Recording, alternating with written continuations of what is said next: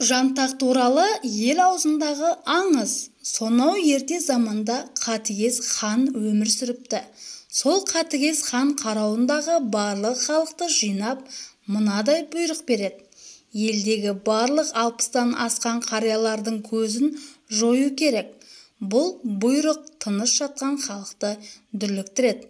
Өзінің туған баласы не оның туған туысы бұл бұйрыққа мойын ұсынбасқа лажы қалмай орындауға тиіс болады.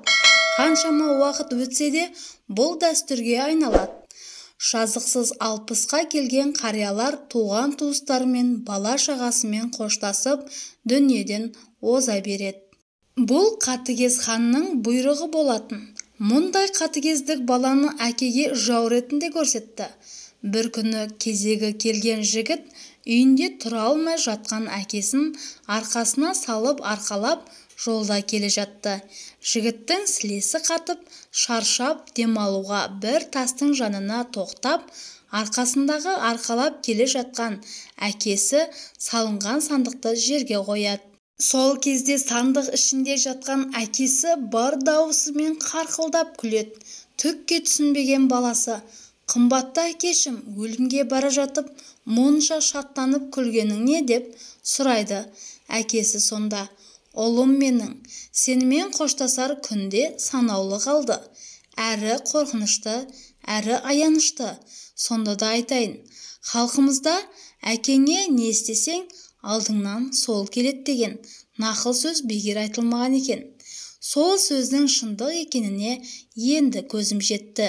Мен де кезінде әкемді сен сияқты өлімге арқалап келіп жатып, осы сен отырған тасқа дем алып едім. Соның айнымай өз басыма келгеніне күлдім» дейді. Халқымыз не деген данышпан еді. Сол кезде баласы: «Әке, сенің айтқан сөздеріне қарап, осы қасірет менің де басыма келеріне көзім жетті. Сондықтан сізге Құдайдың өзі ажал жібергенше жан баласы көрмейтін жерге сақтайын. Соған рұқсат етесіз бе?» деп сұрайды. Баласының жүрек жарды сөзін қимай, әкесі үнсіз келісімін береді. Түн қараңғысында үйіне қайтып келіп, жер асты үңгір қазып, әкесін сонда жасырады. Сол жылдары елге жау шауып, ел әбден күйзеледі. Ақыл айтып сабырға шақырар қариялар болмаған соң, ел тоз-тоз болып бөлініп көше бастайды. Көшіп жатқан елге қосылып, әкесін сандыққа салып алып, бала да үй ішінен көшкен керуенге қосылады. Көшіп келе жатқан керуен ұзақ жүріп шөлейт жерге кез болады. Айналада құрғақшылық, жерге су жоқ, ел қырылуға айналады. Бала әкесіне бар хабарды айтып, әкесін құлақтандырып отырған. Суға шыдамай, мал да, адам да қырыла бастайды. Баласы шыдай алмай, әкесінен ақыл сұрайды.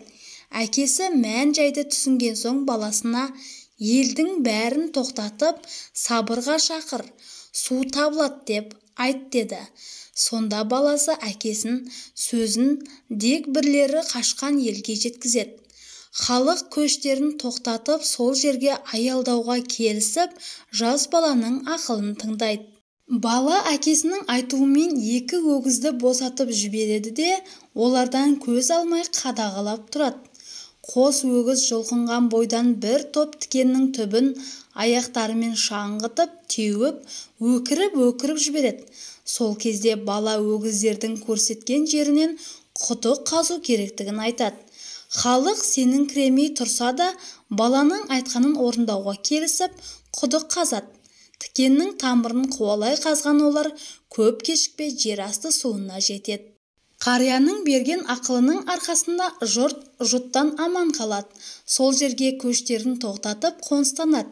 Тікен тамырын бойлай қазған құдықтан су шығып, халық апаттан аман қалады.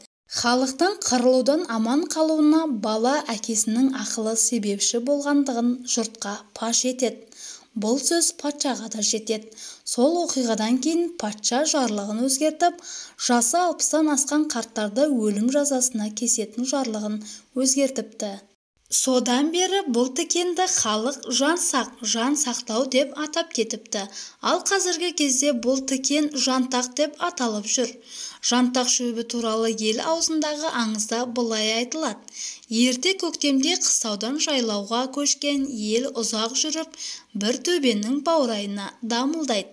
Төбе баурайында жантақ қалың өскен екен. Қыстауға қайтар кезде шөлдеп қиналмас үшін көшкен ел ішінен бір қарт кісі жантақтың тамырға ұштасқан сабақтарын жарып, ортасына қауын жопағын ендіріп, оларда ауа кірмейтін етіп бекіттірді. Қарт жұртқа 3 айдан кейін қыстауға қайтара көшкенде осы араға тоқтап қауын жейтін боламыз дейді. Қарт айтқандай дәл 3 ай өткен соң елдің көші әлгі төбе баурайына дамылдайды. Жұрт қараса шопақ ендірген жантақ сабақтарынан қауын өркен жайып, пәлектеп, түйін салып, пісіп тұр екен. Ұзақ жолдан шалдығып, шаршап келе жатқан жұрт көкөніске қарық болып қалады. Осы оқиғадан кейін сусыз жердегі өскен жантаққа қауын егіп алу үрдісі қалыптасса керек. Жантақ өсімдігінің жалпы сипаттамасы. Жантақ бұршақ тұқымдасының туысы. Оны бұталы немесе көп жылдық шөптесін өсімдіктер қатарына жатқызуға болады. Сабағының төменгі жағындағы тікендері қысқа әрі мықты. Жоғарғы тікендері жіңішке шөп тәрізді. Ұштары жоғары қараған. Оның жапырақтары сопақша, шеттері бүтін, сабақтары мен тікендердің төп жағына орналасқан. Гүлдері қызыл түсті, гүл сабақтары ұзын. Қазақстанның оңтүстік және орталық аймақтарында қырғыз жантағы және сирек жапырақтары жантақ түрі, ал республикамыздың батыс бөлігінде барсы жантағы көп кездеседі. Жантақ өсімдігінің емдік қасиеттері. Жантақ өсімдігінің емдік қасиеттерін халқымыз ерте заманнан-ақ пайдаланып келген. Біздің оңтүстік аймақта өсетін жантақ түйе тікен деп те аталады. Оның себебі түйе малының ең сүйіп жейтін шөбі болғандықтан верблюжья колючка деп те атап кеткен. Жантақ шөбінің тамыры да, оның сабағы мен масақтарының да емдік қасиеттері мол. Жантақ өсімдігі тамыз айында гүлдейді. Қыркүйек-қазан айларында масақ түсіп, дән байлайды. Оның дәні құрғақ қоңырқай түсті, бұршақ тәріздес, дәмі қышқылтым болады. Жантақ өсімдігінің құрамында С витамині, каротин, эфир майлары, гликозидтер, флавоноид, сапонин заттары. Қант, суда еритін органикалық заттар С және К дәрумендері, бояғыш заттар және шайыр кездеседі. Медицина саласында жантақтың жер бетіндегі бөлігі пайдаланылады. Жантақ сабақтарын құрғатып, ұнтақ күйінде дәрілік препараттар жасайды. Жемісі мен тамырынан дәрі-дәрмек өндіреді. Жантақтың іш жүргізетін, несеп айдайтын, тер шығаратын, өт жүргізетін және қабынуға қарсы әсер ететін қасиеттері бар. Жантақ өсімдігінің жапырақтары мен бұтақтарынан жасалған тұнбаны жөтел басатын дәрі ретінде және бүйрекке, қуыққа тас байланғанда пайдаланылады. Жантақтың тамырынан жасалған дәрілер геморрой түйіндерін, дене сыртындағы жарақаттарды емдеу үшін қолданылады. Жантақтың жаңа гүлдеген кезінде гүлін жинап алып, суға қайнатып, асқазан ішек ауруларына қарсы ішеді. Жантақтың тамырын да суға қайнатып, тізе, буын ауруларына, жүрек соғысы нашарлағанда және тамақ ауруларына да ем ретінде пайдаланады.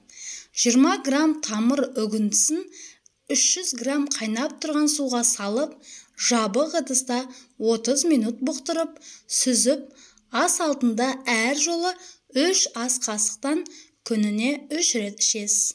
Мұны бүйрекке тас құм байланса, жүрек қызметінің нашарлауынан денеге ісік шықса, ас алдында 1 ас қасықтан ішеді. Күніне 3 рет. Жантақтан қайнатпа жасайды. Ангина, экземаларды, әйел адамдардың спецификалық ауруларына қарсы, асқазан язвасына қолданылады. Жантақтың суыққа қарсы, ыстық түсіретін, жөтелді басатын, жараның аузын жиыратын, зәр айдайтын, іш қатуын болдырмайтын қасиеттері де бар екен. Іші қатып ауыратындар жантақтың алдын ала кептіріліп, Ұсақталған тамырының 2 шай қасығын 1 стакан қайнаған суға араластырып 7 минут қайнатады. Қараңғы жерде 30 минуттай тұндырып суытады. Содан соң осы қайнатпаның бәрін аш қарынға бірден ішіп қою керек. Ішті жақсы жүргізеді. Кейін білдік, жатыр мойнының эрозиясы, іріңді отит кезінде жантақ ваннасын қабылдау керек екен. Ол үшін 500 мл қайнаған суға жантақтың 4 ас қасығын салып 12 сағат тұндырып қояды. Содан соң онымен ауырған жеріңізді жуасыз. Дегенмен оны пайдаланбас бұрын емдеуші дәрігеріңіздің кеңесін алғаныңыз жөн болады. Қорыта айтқанда, жантақ өсімдігінің қасиеттері табиғат сыйы. Оны орынды пайдалану біздің міндетіміз. Туған жердің тасы да ыстық демекші, өлкемізде өсетін жантақ өсімдігінің пайдасын игілігімізге орынды пайдалану өскелең ұрпақ борышы. Достар, осы сияқты пайдалы ақпарат өз жалғасын тапсын десеңіз, видеоға лайк басып, төменге өз пікіріңізді қалдыра кетіңіз.